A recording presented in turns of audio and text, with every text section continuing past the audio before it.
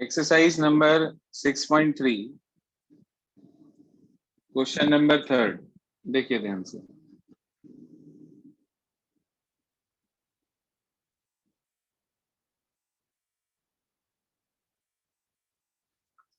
क्या कहता है 6.3 का क्वेश्चन नंबर 3, ध्यान से सुनिए। उसने हमारे से कहा if A B parallel C D, E F perpendicular C D and angle G E D equals to 126। ये आपको दे रखा है और वो हमारे से ये कह रहा है कि हमें ये 3 एंगल्स फाइंड आउट करने हैं। कोई इश्यू नहीं है, देखिए क्या करेंगे। सबसे पहला काम आपको फिगर बनानी है। बिना फिगर के ज्योमेट्री का क्वेश्चन आपको नहीं करना है। 6.2 सॉरी,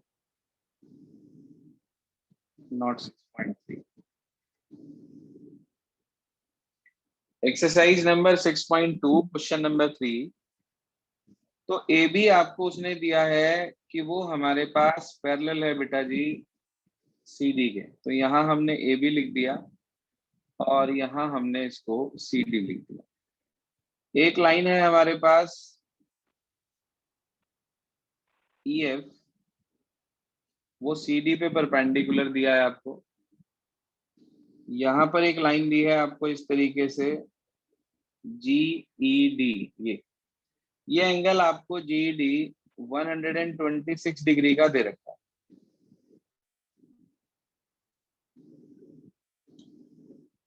तो इस 126 डिग्री के एंगल की हेल्प से और पैरेलल लाइन की हेल्प से हमें बाकी के एंगल्स निकालने हैं। अब इसका क्या तरीका है, क्या सिस्टम है, ध्यान से समझिए। ये लाइन इसके पैरेलल है और ये काम करेगी ट्रांसवर्सल का। ये लाइन इसके पैरेलल है और दूसरी लाइन हमारे पास काम कर रही है उसके ट्रांसवर्सल का। तो अल्टरनेट इंटीरियर वाले एंगल्स हमारे पास इक्वल होते हैं। आप बता सकते हैं ये एंगल ए जी ई और एंगल जी डी दिखने में कैसे हैं ये? Sir alternate interior angle. Alternate alternate interior angles हैं। तो आप कह सकते हैं कि भाई ए बी पैरेलल है सी डी के एंड जीई इज ट्रांसवर्सल। तो आप कहेंगे so angle A G E equal होगा एंगल जी ई डी के। रीजन देंगे आप ऑल्टरनेट इंटीरियर एंगल्स। बट मगर एंगल जी डी है 126 डिग्रीज का, ऐसा गिवन है हमें। तो इसका मतलब एंगल ए जी ई भी कितने का हो जाएगा भाई?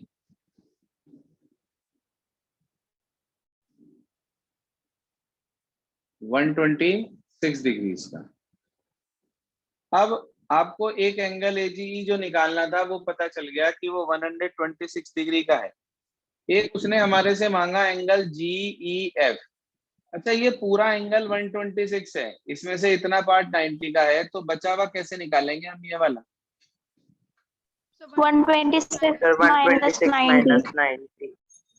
बिल्कुल। तो एंगल जीईएफ निकालने के लिए मैं एंगल जीईडी में से माइनस कर दूंगा एंगल एफईडी को, यानी कि 126 डिग्री माइनस 90 डिग्रीज, तो हमें 36 डिग्रीज आंसर मिल जाएगा। जीईएफ की वैल्यू आ गई एंगल। क्लियर है यहां तक सभी को?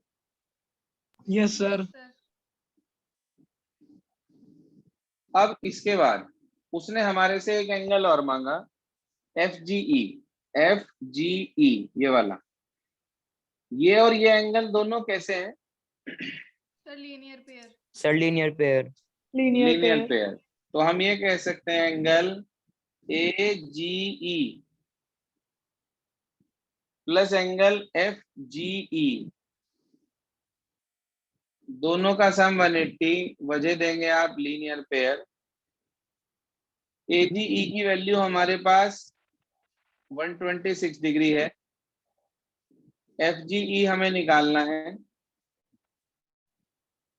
तो आप एंगल एफ जी ई निकालने के लिए 180 में से 126 माइनस कर देंगे, तो कितना आ गया हमारे पास जब इसमें से ये 126 माइनस हो गया? 54।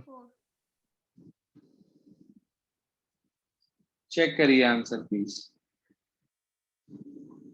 तो यही आ रहे हैं। ऐसा यही कोई है। हार्ड एंड फास्ट रूल नहीं है कि जैसे मैंने आपको बताया आपको बिल्कुल उसी तरीके से करना है। आप इसे अपने अकॉर्डिंग चेंज भी कर सकते हैं। कोई और टाइप कैटेगरी भी आप इसके अंदर अप्लाई कर सकते हैं सेम एंगल्स के निकालने के लिए। इसके बाद आगे चलते हैं। एक्सरसाइज 6.2 का ही क्वेश्चन नंबर 4, इस पे डालने most important examination point of view से मोस्ट इंपॉर्टेंट क्वेश्चन, जिसे आप AHD लिख सकते हैं, आया ही धरा। कह रहा PQ parallel ST, angle PQR 110, और आगे आपसे कह दिया and angle RST 130 degree, QRS angle निकालना है। कई सारे तरीके हैं इसे फाइंड आउट करने के, जरूरी नहीं है कि इसे एक पर्टिकुलर मेथड से ही किया जाए। देखिए ध्यान से, मगर हाँ इसमें कंस्ट्रक्शन जरूर करनी पड़ती है।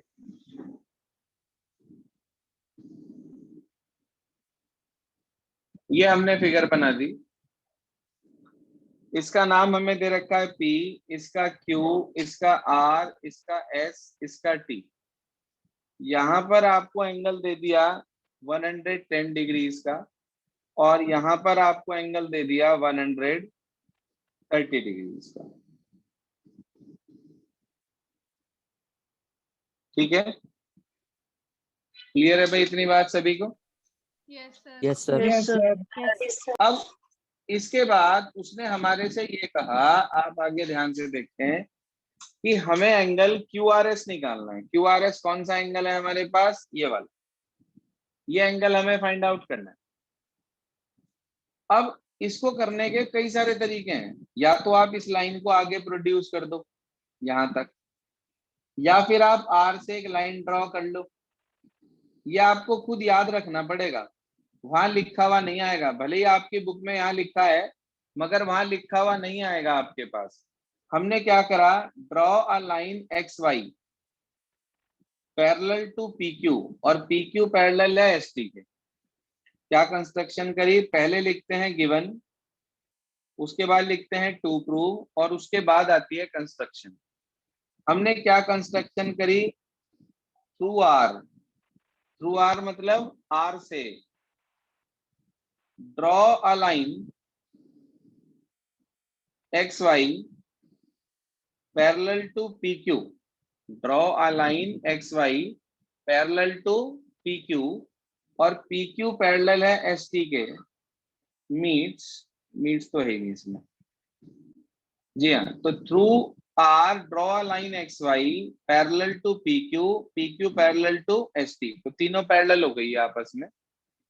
अब इसके बाद इसका solution,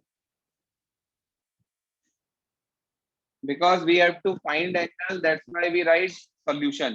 If we have to prove anything, then we write proof here. आप मुझे बता सकते हैं कि एंगल PQR और एंगल QRX, ये वाला एंगल किस तरह के एंगल्स हैं? Sir Sir, co-interior. co-interior angle. ये को इंटीरियर एंगल्स हैं, बिल्कुल ठीक बात। आपने ये लिखा हमारे पास कि सिंस PQ पैरेलल है XY के एंड QR इज ट्रांसवर्सल, हमें बताना होता है कि ट्रांसवर्सल कौन सा लिया हमने। तो एंगल PQR और एंगल 1 दोनों का सम 180 डिग्रीज। रीजन आपने बताया अभी अभी मुझे को इंटीरियर एंगल्स, बिल्कुल ठीक बताया आपने। तो अकॉर्डिंगली हम एंगल 1 फाइंड आउट कर सकते हैं। कितना आएगा एंगल 1, अगर हम इसे PQR की वैल्यू यहाँ रख दें 110 और उधर ले जाकर माइनस कर दें? Sir, 70. Sir 70 degree. 70 डिग्री, ये एंगल 1 आ गया। जैसे हमने इधर की तरफ एंगल 1 निकाला है, ऐसे ही बिल्कुल सेम टू सेम हम इधर की तरफ एंगल 2 मान ले यदि, तो एंगल 2 और 130 वाले एंगल में भी सेम रिलेशन होगा क्या? Yes sir. आप लिखेंगे since S T parallel X Y and S R is transversal. अब की बार ट्रांसवर्सल कौन है? Sir SR S R. SR तो एंगल आर एस टी और एंगल 2 दोनों का सम 180 होगा मेरे बच्चे। रीजन देंगे आप, फिर वही को इंटीरियर एंगल्स। इसकी वैल्यू हमें पता है 130 डिग्री। उधर ले जाकर माइनस कर देंगे, कितना आ जाएगा angle 2? 50 sir 50 degree. 50 degree. Angle 1 मिल गया आपको, एंगल 2 मिल गया आपको। ना तो 1 निकालना था ना 2 निकालना था, हमें तो ये वाला एंगल क्यू आर एस निकालना था। कैसे निकलेगा Q R S? Sir sir इन्हें एंगल ऑन प्लस स्ट्रेट करके line. Angles on straight line +2 + QRS = 180। बिल्कुल, हम ये कहेंगे since X Y is a straight line. Since X Y is a straight line, तो हम ये कह सकते हैं so angle 1, angle Q R S और एंगल 2 तीनों का सम होगा 180 डिग्रीज। रीजन देंगे एंगल ऑन स्ट्रेट लाइन। हाँ जी, आपको 1 भी पता है, आपको 2 भी पता है, दोनों की वैल्यू उठा के रख दो इसमें। तो आपको मिला 70 degree plus angle Q R S plus 50 degrees equals to 180 degrees. 70 plus 50 120, 180 में से 120 चला गया। आप बताइए एंगल क्यू आर एस कितना आ गया भाई? Sir 60 degree. 60 degree. Degree. Check करिए आंसर क्या दिया है। सर यही है। तो यहाँ के बाद ये स्टेप आ गया हमारे पास। ये आपके पास था क्वेश्चन नंबर 4। इसे दूसरे तरीके से भी कर सकते थे। अगर आप सपोज करिए इस लाइन को प्रोड्यूस कर दे, ये अब आप ये देखो ये 110 डिग्री है, तो इसके ठीक बराबर वाला लीनियर पेयर से 70 आ जाएगा क्या? Yes sir. Yes sir. ये 130 डिग्री है, ऑल्टरनेट इंटीरियर से ये 130 आ जाएगा क्या? Yes sir. और ठीक उसके साथ वाला 50 डिग्री आ जाएगा लीनियर पेयर से। Yes sir. आ जाएगा। एक Yes, sir. एक ट्राइंगल के तीनों एंगल का सम कितना होता है? 180 180 डिग्री। 180 डिग्री। तो 70 को और 50 को 180 में से माइनस कर देना, ये वाला 60 आ जाएगा। Okay sir. क्लियर बात? Yes sir. Yes sir. Method आप Yes, कोई sir. भी लगाओ। देखो मैंने आपसे ये बताया कि आप किसी भी मेथड को लेकर बाउंड नहीं है। ये आपके ऊपर कोई रेस्ट्रिक्शन नहीं है कि आपको वही मेथड लगाना है जो मैं बता रहा हूँ। आप कोई भी सही मेथड लगा सकते हैं। मैथमेटिक्स के अंदर रट्टाफिकेशन नहीं चलता है। इसके अंदर बेसिक कंसेप्ट हमारे यूज होते हैं जिनके बिहाफ पर हमें वर्क करना होता है। इसके बाद ध्यान दीजिए क्वेश्चन नंबर 5 क्या कहता है वो समझिए ध्यान से। Exercise 6.2 question number 5। हाँ बेटा, क्या कहता है क्वेश्चन नंबर 5? कह रहा है एबीसीडी के पैरेलल है, एपीक्यू एंगल 50 है और पीआरडी एंगल हमारे पास 127। एक्स और वाई की वैल्यू निकालनी है। कोई बात नहीं, सबसे पहला काम कॉपी में आप फिगर बनाएंगे। अगर आपने बिना फिगर बनाए काम किया तो मार्क्स डिडक्ट हो जाएंगे। बार बार एक ही बात बता रहा हूं मैं आपको, क्योंकि बहुत से स्टूडेंट इतना कहने के बावजूद भी फिगर नहीं बनाते हैं। इसका नाम ए, इसका नाम बी, इसका नाम सी, यहाँ डी। ट्राइंगल का नाम ये जो बना हुआ है बीच में पी क्यू आर। आपको यहां दे रखा है 50 डिग्री, ये आपको पीआरडी दे रखा है 127 डिग्री, यहां दे रखा है वाई और यहां दे रखा है एक्स। देखो मैं फिर से वही कहूंगा कि तरीके बहुत सारे हैं ऐसे कैलकुलेट करने के। अब डिपेंड आप पर करता है कि आप इसके अंदर मेथड प्रोसीजर कौन सा लगाते हैं। ये लाइन इसके पैरेलल है, ये स्टूडेंट्स, ए बी पैरेलल है सी डी के, and P R is transversal, और पी आर क्या है, ट्रांसवर्सल। आप बता सकते हैं कि एंगल ए पी आर और एंगल पी आर डी में क्या रिलेशन है?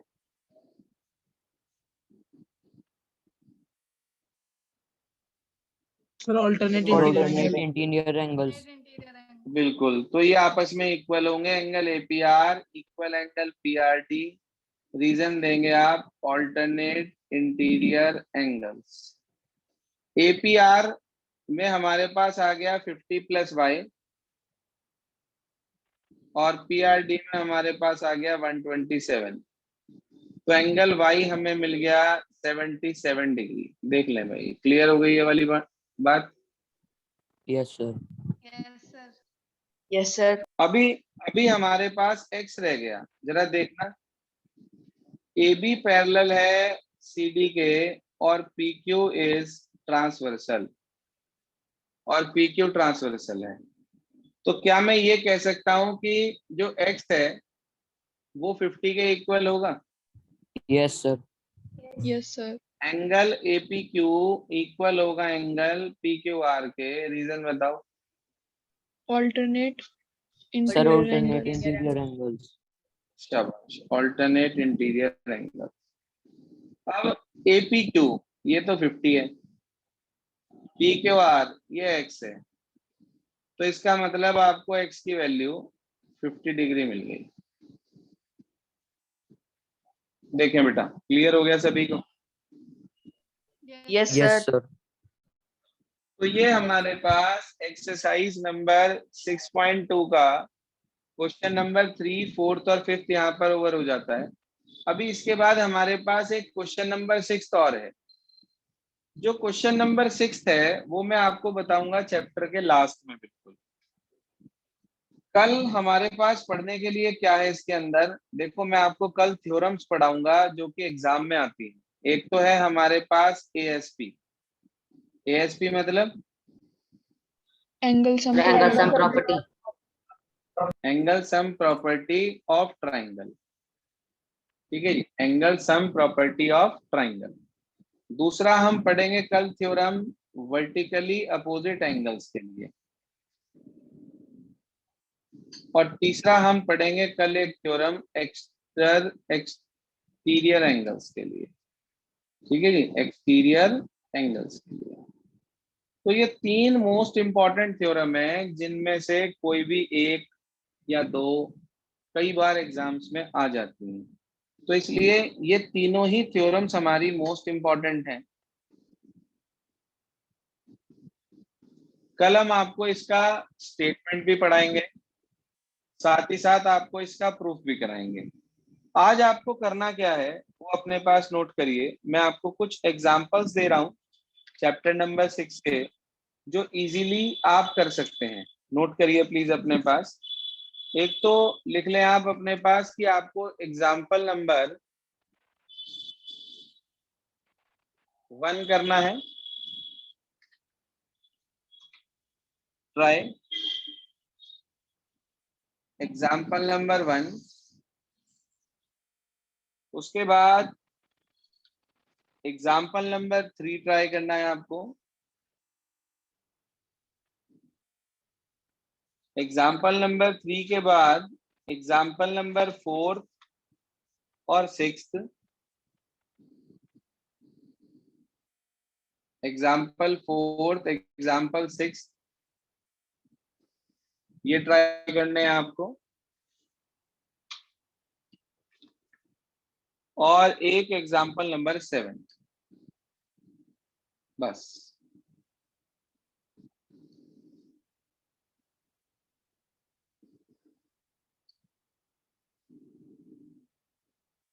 These are the 5 examples which you have to try today in homework, and after then you have to repeat these 3 questions also. Homework में ये 5 example आपको try करने हैं और आज का जो भी वर्क है वो रिपीट करना है।